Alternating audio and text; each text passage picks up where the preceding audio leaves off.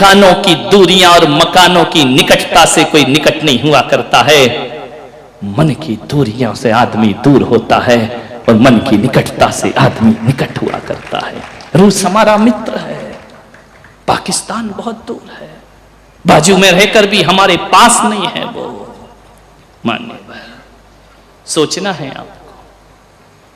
ऐसी बहू बनो, बहुओं बेटियों, तुम्हें बुरा नहीं लगना चाहिए। ऐसी बहू बनो, ऐसी बहू बनो, बिखरे हुए परिवार को जोड़ने का काम करो। ध्यान रखिए, ये फूलों की माला को सजाने का काम करिए। सारी जगत में तुम्हें सम्मान मिलेगा, स्नेह मिलेगा, प्यार मिलेगा। ऐसी बहू बन करके दिखाओ, आदर्श बहू बन करके दिखाओ। ऐसी बहू बन के क्या होगा? डोला ससुराल में रखा, हम आई एम सेपरेट सेपरेट, तुम अलग और हम अलग। ये कहानी कभी पीहर में घटेगी तब तुम्हें आंसू बहाना पड़ेंगे, क्योंकि तुम्हारे मां के घर में भी एक बहू आने वाली है। ध्यान रखना। मान्यवर, मैं जानता हूं दो देवरानी जिठानी को इतना प्रेम था उनके भीतर, इतना प्रेम कि सगी बहनें भी क्या प्रेम करेंगी, इतने प्रेम से रहती थी। कभी कभी भाइयों में तो नोक झोंक हो जाती थी, लेकिन देवरानी जिठानी में नोक झोंक नहीं होती थी, एक दूसरे के साथ रहा करती।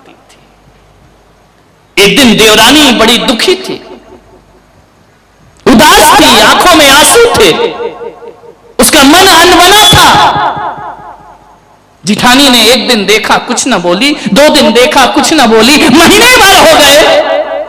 जिठानी ने कहा, इधर आ, 1 महीने से तेरा मन नहीं लग रहा है, मैं देख रही हूं तेरे चेहरे पर उदासी है, बता तुझे क्या तकलीफ है। कभी पूछ लिया करो, घर में कोई उदास हो तो ऐसा नहीं कि अपना काम बनता और भाड़ में जाए, जनता नहीं। पूछ लिया करो, कभी सास उदास हो तो पूछा करो, कभी देवरानी उदास हो तो बात कर लिया करो। पूछने से तुम किसी की समस्या का हल नहीं कर पाओगी, लेकिन उसका मन तो हल्का कर दोगी ना। उसने पूछा, बहन इधर आ, तुझे क्या तकलीफ है? बोले, भाभी मैं क्या बताऊं? बोले, नहीं तुझे बताना पड़ेगा, ये उदासी मुझे बर्दाश्त नहीं होती है। तू तो खिलखिलाती थी, हंसती थी, ऐसी उदासी क्यों करती? इतना प्रेम था दोनों में कि जिठानी अमीर परिवार से थी और देवरानी गरीब परिवार से थी। तीज त्योहार पर जिठानी के घर से महंगे महंगे कपड़े आते थे पीहर से, देवरानी के घर से नहीं आते थे, गरीब की बेटी थी। लेकिन उस जिठानी ने कभी अपनी पीहर की बड़ाई नहीं की। जो बहू ससुराल में पीहर की बड़ाई करती है, उसके ससुराल को उजड़ने में ज्यादा समय नहीं लगा करता है। ध्यान रखिए, जहां रहती हो वही तुम्हारा जीवन है।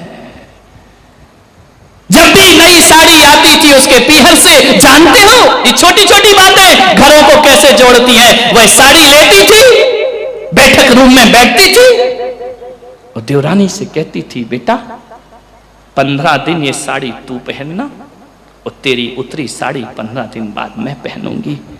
अरे जिन देवरानी जिठानी में इतना प्रेम है, मैं तो कहता हूं उस घर में शनि भी आएगा तो आकर के दरवाजे से वापस लौट जाएगा। किसी की कुदृष्टि नहीं लगती है दरवाजे के सामने काली मटकी लटकाने से। ऐसा नहीं कोई बुरी निगाहें तुम पर ना पड़े। मैं तो कहता हूं देवरानी जिठानी सास बहू इतने प्रेम से रहो, बुरी निगाहें खुद रिफ्लेक्ट होकर के वापस चली जाए और तुम्हारा घर मंदिर जैसा स्वर्ग बन जाए। पहले उसे पहनाती थी। उसने पूछा, समय हो रहा है, 4-5 मिनट में खत्म करता हूं। पूछा उसने, क्यों उदास है तू? उसने कहा, भाभी कि तुम्हारे देवर है ना,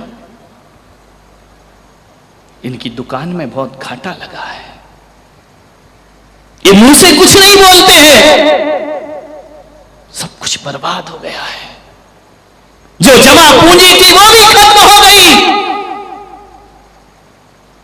तो इसमें तू चिंता क्यों करती है?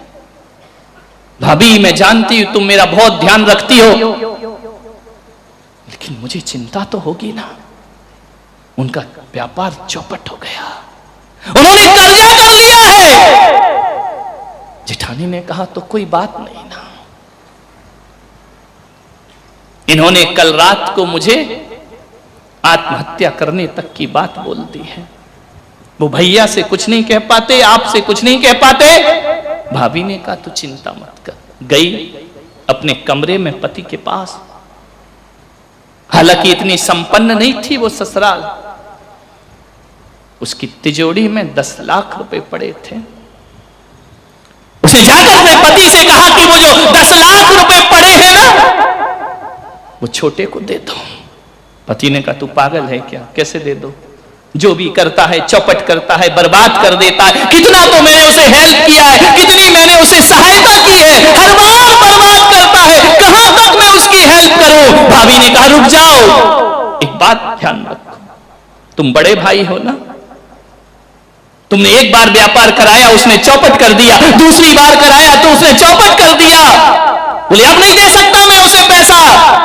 उसने कहा यदि तुम्हारा बेटा 3 बार व्यापार चौपट करेगा तो क्या आप उसको पैसा नहीं दोगे? पति चुप हुआ।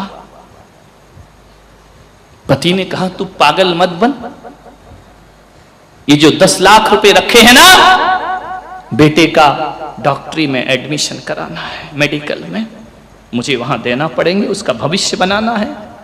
मालूम है उस भाभी ने क्या कहा? सुनो, ये 10 लाख उसे दे दो, छोटे भाई को। बोले वो बर्बाद कर देगा, वहां मेरे बेटे का भविष्य है। बोले देखो, अपना मुन्ना 1 साल बाद मेडिकल कर लेगा, कुछ नहीं बिगड़ेगा, और यदि उसे नहीं दिए ना तो तुम्हारा भाई जिंदगी से हाथ धो बैठेगा। और किसी की जिंदगी से बड़ी कोई डॉक्टर की डिग्री नहीं हुआ करती है, किसी के जीवन से बड़ा कोई उपाधि नहीं होती, कोई बेकार है ये सब चीजें। यदि भाई हाथ से चला गया, मेरा निवेदन है कि आप ये 10 लाख रुपए मेरे कहने से उसे दे दीजिए। मान्यवर, उस भाई ने कहा कि अभी तक मैं तुझे अपनी पत्नी समझता था, लेकिन आज लगा कि तू पत्नी नहीं, तू साक्षात देवी मेरे घर में आई है, मेरे घर को बसाने वाली।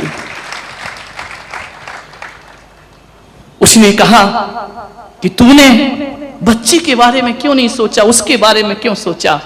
इतनी समझदार बड़ी बहू थी।